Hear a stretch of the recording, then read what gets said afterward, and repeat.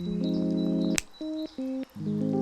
coffee nerds. So as you may know, coffee tends to come in a wide variety of different qualities and therefore prices. Just the same as about anything you could possibly buy. But I've found that with coffee, there tends to be a pretty stable correlation between the price of the coffee and the quality or value that you're getting out of it. Obviously not always, but usually. So today I wanted to test that theory by tasting, or in this case, cupping, 3 distinctly different coffees. This one I picked up from the supermarket for around $5 here in Barcelona. This one goes for around $20 from an independent coffee roaster in Toronto. And then this one is an Italian roaster that is selling this coffee for just over $100. So today we are going to smell, we're going to taste, but more importantly, in this context, since as you can see, this is not a blind cupping and you can't personally taste what I'm tasting, I'm gonna share more of the background behind these coffees. What is it that is influencing the quality and therefore the price of each of these coffees? And then how does that influence your purchasing decision? So without further ado, let's get right into it.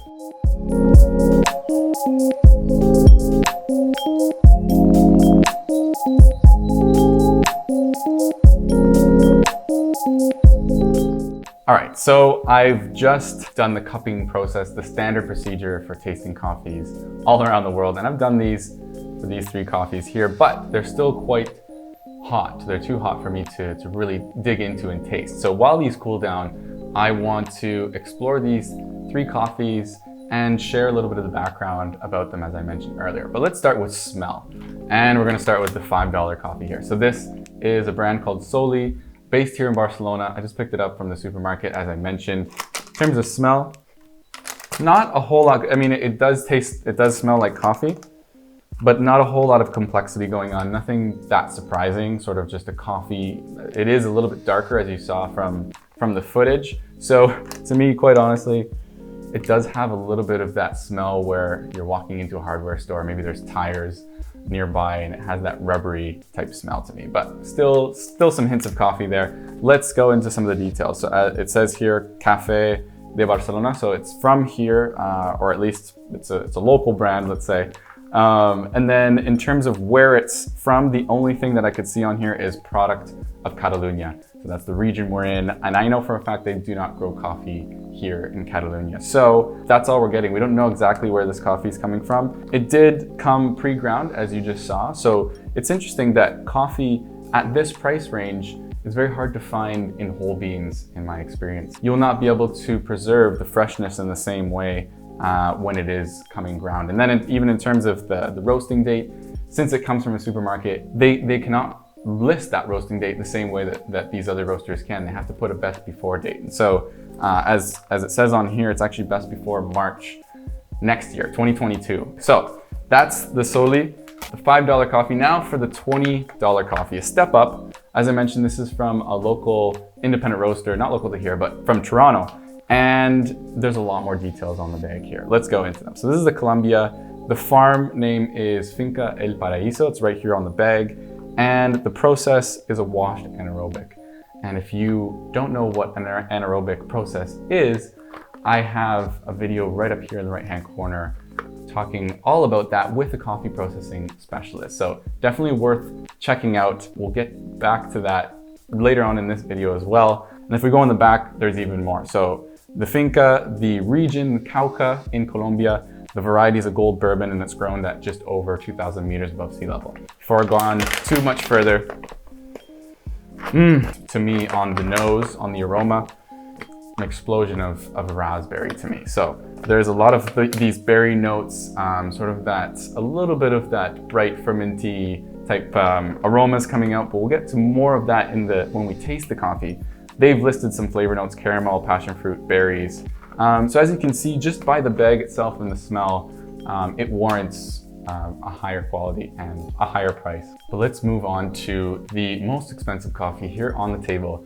This is the Panama Geisha Nirvana. And so if you are familiar with Panama Geishas, or if you're not, it is a varietal. Well, the Geisha is a varietal of coffee, and it is in this case grown in Panama. They grow it in many different countries, but specifically in Panama kind of popularized the growing of Geisha outside of Ethiopia. I'm not going to get too much into the geisha story today, but the point is that this is a coffee that is grown on Finca Deborah, which is a really well-known specialty coffee farm in Panama. They've won many awards, they've won many competitions. So the origin, Panama, as I mentioned, farm Finca Deborah, the variety geisha, and is a natural nitrogen anaerobic fermentation. So similar to this one, it has gone through a similar process, but with their own twist. And each of these farms have their own proprietary information for how they process these coffees.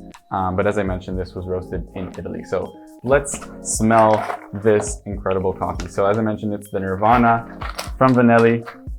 When I open this up, I have only a few beans left. I've been savoring it here, but I'm really getting quite subtle aromas, but very complex and very smooth and deep, if something can be subtle and deep at the same time. But I'm not going to get too much into the aromas and the flavors quite yet, because we're going to taste these right now. I think they're cool enough. So let's start with the Soli, the mysterious coffee from here in Barcelona. Fortunately, it's okay to slurp when you're cupping. In fact, it really helps. But yeah, this one, it does taste dark. It's lacking some of that complexity, but to be honest, it tastes like coffee. It tastes like the traditional coffee that you may have had growing up, something that you would have in any bar or cafe here in Barcelona on more of the commercial side. So hints of that rubbery or even woody flavors to this coffee. So that's the $5 coffee. Now let's go on to the $20 coffee. This is the Colombian, roasted in Toronto. Now immediately you can taste a lot more of that acidity, a lot more of that juiciness, the fruitiness coming out of this coffee. And as I mentioned, it is an anaerobic process, which brings out a lot more of those winey flavors. But this one, to me, as I mentioned, even on the aroma, it has a lot more of those raspberry flavors specifically. It's got some chocolatiness, as you might expect from a Colombian coffee or a South American coffee, but really balanced with a lot of that more acidity or more sourness, fruitiness, as I mentioned. But let's do the last coffee here. This is the Panama Geisha. They're calling it the Nirvana at Vanelli. And this is a truly unique coffee, not just because of the price, but because of the flavor as well. Wow. So if I thought this one was acidic and sour, well, this one is not overly acidic and sour, but a lot more of those complex, fruity, sour notes are coming out, even more winey than this one. So it's funny because they actually do say cherry wine as one of the flavor notes on here, among others like lychee candy, panela sugar, cane sugar. And so this one, to me, it's just, as I mentioned in the aroma, much more subtle, more floral, and tea-like than maybe the other two. This one's very coffee-like. They're all coffees. This one is more in the middle, has a little bit of a deeper body, but this one is just so delicate. As you may have seen in the world of wine, and sometimes big comparisons can be made between coffee and wine. I'm not gonna do that in this video, maybe another one. As you can imagine, some bottles of wine or some bottles of champagne, even whiskey, can go from a wide range of prices. Of course, you can buy bottle of wine for maybe $5 to $10 at the grocery store.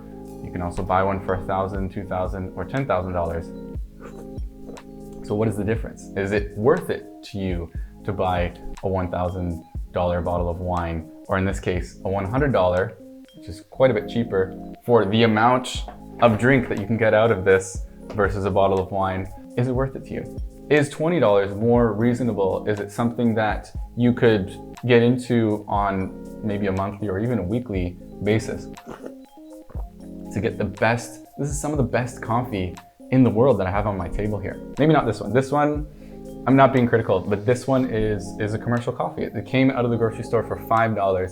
Is this something that is more up your alley? Something that you just want to get a bit of caffeine in the morning and $5 is in your budget range? Leave it in the comments. I want to hear what you think about these different price ranges. Would you be interested in investing $100 in trying some of the world's best coffee? Let me know. Let me know in the comments, and subscribe now. We're gonna be doing more of these coffee testing. Would love to see you again. Enjoy your coffee, whatever price, whatever quality it may be.